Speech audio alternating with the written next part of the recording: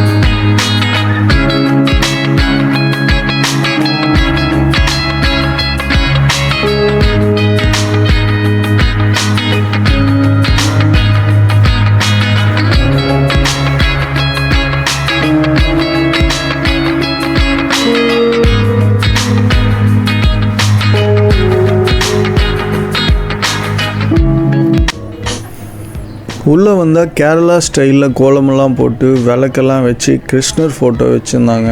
சூப்பராக டெக்கரேட் பண்ணி வெல்கம் பண்ணுற மாதிரி பார்க்குறதுக்கே க்யூட்டாக இருந்துச்சு. அப்படியே ரெண்டு சைடும் ஒரு மினி கார்டன் மாதிரி வச்சுருந்தாங்க. டெரகோட்டா ஐட்டம்ஸ்லாம் இருக்கிற மாதிரி ஒரு பெரிய மண் பானைகள்லாம் இருந்துச்சு. ஆனால் டச் பண்ணுறதுக்கு அலௌடு இல்லை, இறங்கக்கூடாதுன்ற மாதிரி போட்டிருந்தாங்க. அப்படியே இந்த சைடு பார்த்தா விநாயகர் சிலை வந்து க்யூட்டாக டெக்கரேட் பண்ணி பார்க்குறதுக்கே நல்லா அழகாக இருந்துச்சு. அதுவும் வெல்கம் பண்ணுற மாதிரி வச்சுருந்தாங்க. அந்த விநாயகர் சிலைக்கிலேயே வந்துட்டு ஃப்ளூட்டும் பாம் லீஃப் பப்பட் அப்படின்னு சொல்லிட்டு ரெண்டுமே 50 ருபீஸ் சேலுக்காக தான் வச்சுருந்தாங்க. அடுத்ததான் நம்ம கிராஃப்ட் பஸார் பார்க்கலாம். நம்ம கிராஃப்ட் ஷாப் பார்க்குற போதே நான் சொல்லியிருந்தேன், கிராஃப்ட் ஷாப் மாதிரியே கிராஃப்ட் பஸாரும் இருக்குது உள்ளே அப்படின்னு சொல்லிட்டு.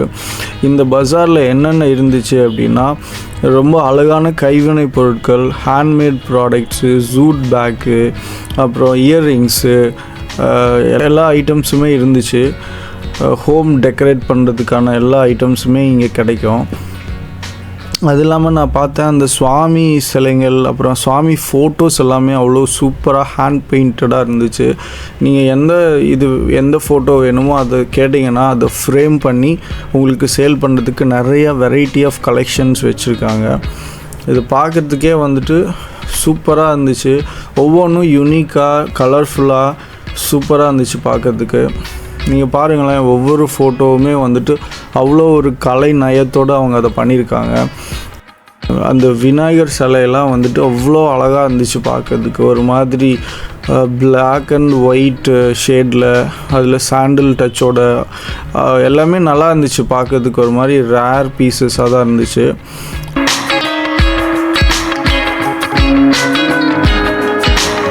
இந்த இடம் ஃபுல்லாகவே கடைகள் தாங்க இருந்துச்சு. இதை பாருங்களேன், இந்த டாய்ஸ் எல்லாமே வந்துட்டு அவ்வளோ யூனிக்காக, ரொம்ப டைம் ஸ்பெண்ட் பண்ணி அவ்வளோ பர்ஃபெக்டாக இதை ரெடி பண்ணியிருக்காங்க. இங்கே வந்து இந்த மர வேலைப்பாடு செய்யப்பட்ட கைவினை பொருட்கள்னு சொல்லுவாங்கள்ல, அதுவும் இருக்குது. ரெண்டாவது ஸ்டோனில் செய்யப்பட்ட கடவுள் சிலைகள் அந்த மாதிரியெல்லாம் இருக்கும்ல, அது எல்லாமே இருந்துச்சு. இதெல்லாம் நம்ம ஹோம் டெக்கரில் வைக்கிற மாதிரி பொருட்கள் தான். ஆஃபீஸ் டேபிள்லையும் வைக்கலாம். அப்படியே கொஞ்சம் இந்த சைடு முன்னாடி போய் பார்த்தோம் அப்படின்னா, பெரிய சைஸ்லேருந்து சின்ன சைஸ் வரைக்கும் இருக்கிற கடவுள் விக்கிரகங்கள் அவ்வளோ ரம்மியமாக அதை வடிவமைச்சிருக்காங்க. எனக்கு தெரிஞ்சு இதெல்லாமே ஸ்டோனில் செய்யப்பட்டதுன்னு நினைக்கிறேன். அந்த கற்களால் அதை அப்படியே வடிவமைச்சிருக்காங்க. நீங்கள் நல்லா நோட் பண்ணி பார்த்தீங்கன்னா, அந்த கடவுளோட ஃபேஸ் கூட அவ்வளோ பர்ஃபெக்டாக அதை ரெடி பண்ணியிருக்காங்க. அது வந்து பார்க்குறதுக்கே அவ்வளோ ஒரு அழகாக ரம்மியமாக செய்யப்பட்ட மாதிரி இருக்குது. நீங்கள் எல்லா விதமான கடவுள் சிலைகளையும் இங்கே பார்க்க முடியும். விநாயகர்லேருந்து, ஆஞ்சநேயர்லேருந்து, கிருஷ்ணர் ராதையிலேருந்து, சிவன்லேருந்து, காளி சிலையிலேருந்து, புத்தா ஸ்டாச்சுவிலேருந்து எல்லாமே இருந்துச்சு. மீடியம் சைஸ்லேருந்து சின்ன சைஸ்லேருந்து எல்லாமே பார்க்குறதுக்கு அவ்வளோ அழகாக வச்சுருந்தாங்க.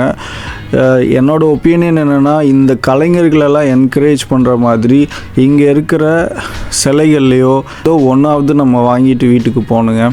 அப்போ தான் வந்து இந்த பழங்கால கலைகளெல்லாம் அழியாமல் பாதுகாக்கிறதுக்கு நம்மளோட கான்ட்ரிபியூஷனை நம்ம கொடுக்குற மாதிரி இருக்கும் அப்படின்னு நான் நினைக்கிறேன். இது என்னோடய ஒப்பீனியன். இப்போ நம்ம அடுத்ததாக பார்க்க போகிறது நம்ம தென்னிந்திய மாநிலங்களின் மக்களோட பழங்கால வாழ்க்கை முறை, பாரம்பரியம், கட்டிடக்கலை அப்படின்னு எல்லாத்தையும் எக்ஸ்ப்ளோர் பண்ணலாம் வாங்க. அதில் முதல்ல பார்க்க போகிறது நம்ம தமிழ்நாட்டை ரெப்ரசன்ட் பண்ணுற மாதிரி கட்டப்பட்டிருக்கிற இந்த செட்டிநாடு வீடு தான். இது வந்து ஒரு நாட்டுக்கோட்டை செட்டியார் வாழ்ந்த வணிகர்கள் வீடு. அவங்களோட வாழ்க்கை முறையை பற்றி ரெப்ரசன்ட் பண்ணுற மாதிரி கட்டப்பட்டிருக்கு.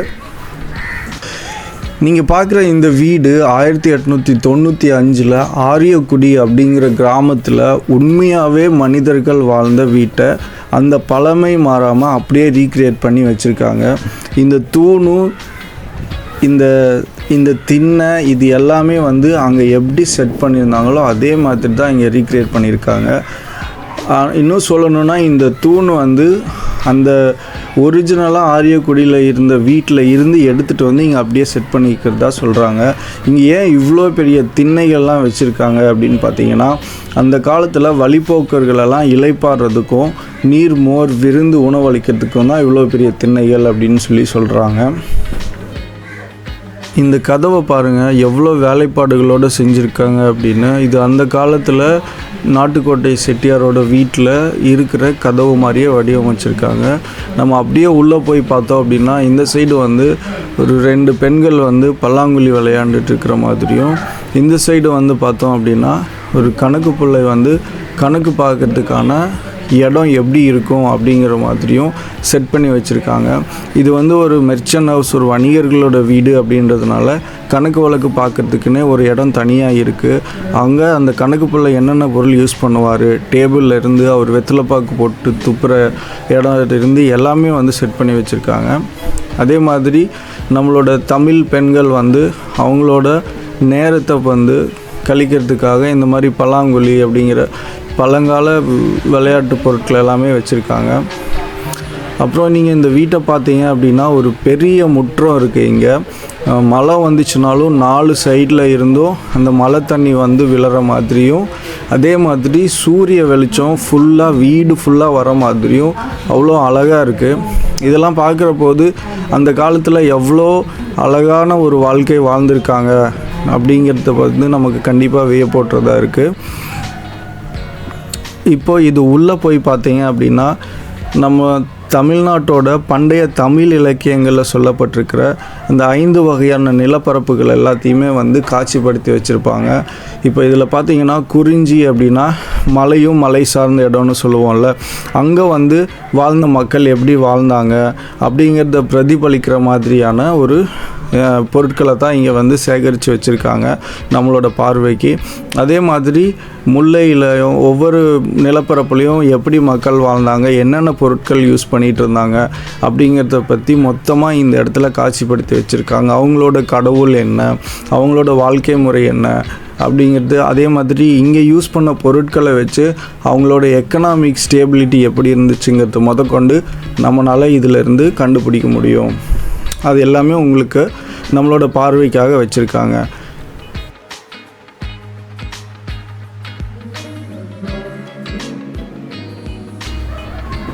அடுத்து நம்ம இங்கே பார்த்தோம் அப்படின்னா major rulers and dynasties of Tamil Nadu அப்படிங்கிறத பற்றி டிஸ்பிளே பண்ணியிருக்காங்க. பல்லவாஸ்லேருந்து, பாண்டியாஸ்லேருந்து, சோலாஸ்லேருந்து நம்ம கடைசியாக நம்ம பிரிட்டிஷ் வரைக்கும் எந்த காலகட்டத்தில் தமிழ்நாட்டை ஆண்டாங்க அப்படிங்கிறத பற்றி ஃபுல்லாக போட்டிருக்காங்க. இது பாருங்களேன், இது வந்துட்டு மருதோன் நிலத்தை பற்றி போட்டிருக்காங்க. மருதோனாலே வந்துட்டு வயல்கள் இருக்கக்கூடிய ஒரு பயிர் நிலம் இல்லையா, அதனால் அதில் போட்டிருக்கு பாருங்களேன், water brings wealth and power அப்படின்னு சொல்லிட்டு. இந்த இந்த இந்த காட்சிப்படுத்தப்பட்டிருக்கிறதே வந்து எவ்வளோ ரிச்சாக இருக்குதுன்னு பாருங்களேன். ஏன்னா அங்கே வந்துட்டு நெல், சோளம், காய்கறி அப்படிங்கிற எல்லா வகையான பயிர்களும் விளையக்கூடிய இடம். அதனால் வந்து அவங்களோட எக்கனாமி வந்து ரொம்ப ஸ்டேபிளாக இருந்திருக்கும்னு நான் நினைக்கிறேன். இந்த மாதிரி இடம்லாம் வந்துட்டு நம்ம தஞ்சாவூர், திருவையாறு, காரைக்குடி சரௌண்டிங்ஸ் அந்த மாதிரி இருக்கிற இடத்த தான் இங்கே ரெப்ரசன்ட் பண்ணுறாங்க. அவங்களோட வாழ்க்கை முறை, அவங்க வந்து கடவுள் வழிபாடு, அது எல்லாமே வந்துட்டு ரொம்ப ரிச்சாக இருந்திருக்கு அப்படின்னு தான் நான் சொல்லணும். இப்போ பாருங்கள், அவங்களுக்கு வாட்டர் ரிசோர்ஸ் வந்து நிறையா இருந்திருக்கு. அது மாதிரி பார்க்குறதுக்கே வந்துட்டு அவ்வளோ ரொம்ப நல்லா அழகாக வந்து இருக்குது. அவங்களோட செட்டப் எல்லாமே அந்த மாதிரி பண்ணியிருக்காங்க. அடுத்ததாக இங்கே நம்ம பார்க்க போகிறது வந்து நெய்தல் நிலம். அந்த நிலத்தில் வாழ்ந்த மக்களோட வாழ்க்கை முறை, பண்பாடு, லைஃப் ஸ்டைல் எப்படி இருக்குது அப்படிங்கிறத பற்றி. நெய்தல்னாலே வந்துட்டு கடல் சார்ந்த இடம் அப்படிங்கிறதுனால இங்கே வந்து உப்பு ரெடி பண்ணியிருக்காங்க, உப்பு தயாரிச்சிருக்காங்க. அதே மாதிரி கட்டுமுறைலாம் இருக்குது, வலைகளெல்லாம் வச்சுருக்காங்க. அவங்களோட பிரதான தொழிலே வந்து மீன் பிடித்தல் தான். அதனால் அந்த மீன் பிடிக்கிறதுக்கான என்னென்ன பொருட்களெல்லாம் பயன்படுத்தியிருக்காங்க, அந்த மீன் வியாபாரம் செய்கிறதுலேருந்து அதை பற்றி எல்லாமே அங்கே காட்சிப்படுத்தியிருக்காங்க. இப்போ நம்ம இங்கே பார்க்குறது வந்து நம்ம தமிழ்நாட்டோட history, pre history of Tamil Nadu அப்படின்னு சொல்லிட்டு டிஸ்பிளே பண்ணியிருக்காங்க. பேலோலித்திக், மைக்ரோலித்திக், ஸ்டோன் ஏஜஸ்லேருந்து எப்படி தமிழ்நாடு இருந்திருக்கு, உருவாச்சு அப்படின்றத பற்றி இங்கே போட்டிருக்காங்க. அப்படியே நம்ம கொஞ்சம் உள்ளே போய் பார்த்தோம் அப்படின்னா அந்த நம்ம சொன்னோம் இல்லையா, அந்த நிலப்பரப்பு, தமிழ்நாட்டுடைய நிலப்பரப்பை பற்றி எல்லாமே போட்டிருக்காங்க. அதே மாதிரி தமிழ் மக்களை பற்றியும், தமிழ் மக்களோட வாழ்வியல் முறைகள் எப்படி இருக்குது, அவங்களோட பண்பாடு எப்படி, தமிழ் மக்களோட மொழியை பற்றி அப்படின்னு எல்லாத்தையுமே இங்கே காட்சிப்படுத்தியிருக்காங்க. அதே மாதிரி தமிழ்நாட்டு மக்களுடைய ஃபேஸஸ்ன்னு சொல்லிட்டு கொஞ்சம் ஃபுட்டேஜ், இமேஜஸ் எல்லாமே வந்து இங்கே வச்சுருக்காங்க. அங்கே பார்த்தீங்கன்னா சில பேர் அப்படியே வந்துட்டு நிற்கிற மாதிரி, நியூஸ் பேப்பர் படிக்கிற மாதிரி, ஸ்கூல் போகிற ஒரு பாப்பா நிற்கிற மாதிரி, அதே மாதிரி ஒரு பசங்க ஸ்கூல் போகிறவங்க பார்க்குற மாதிரி அந்த ஃபேஸஸ் எல்லாமே இதில் காமிச்சிருக்காங்க. அப்புறம் நீங்கள் உள்ளே போய் பார்த்தீங்கன்னா ஹிஸ்ட்ரி ஆஃப் தமிழ் மொழி அப்படின்னு சொல்லிட்டு எப்படி வந்து தமிழ் மொழி வந்து எழுத்து வடிவாச்சு, அது வந்து ஸ்போக்கன்லேருந்து எப்படி வந்துச்சு அப்படிங்கிறது எல்லாமே இதில் இங்கே வந்து மென்ஷன் பண்ணியிருக்காங்க. அதே மாதிரி அந்த தமிழ் மொழியை சங்க காலத்தில் எப்படி எழுதியிருக்காங்க, என்னென்ன பொருட்களை பயன்படுத்தி தமிழ் மொழியை வந்துட்டு எழுத்து வடிவமாக கொண்டு வந்திருக்காங்க அப்படிங்கிறத பற்றின எல்லா வரலாற்றையுமே வந்து இங்கே அவ்வளோ தெளிவாக போட்டிருக்காங்க. நம்ம ஹிஸ்ட்ரி ஆஃப் தமிழ்நாடு ஸ்கிரிப்ட் அப்படிங்கிறதுலேருந்து எல்லாமே நீங்கள் வந்து இங்கே பார்க்க முடியும். அவ்வளோதான், நம்ம இந்த வீடியோவோட எண்டுக்கு வந்துட்டோம். தேங்க்ஸ் ஃபார் வாட்சிங். நீங்கள் இதை என்ஜாய் பண்ணியிருப்பீங்கன்னு நினைக்கிறேன். அதர் ஸ்டேட்ஸ் வீடு எல்லாத்த பற்றியும் நம்ம பார்ட் 2ல் பார்க்கலாம்.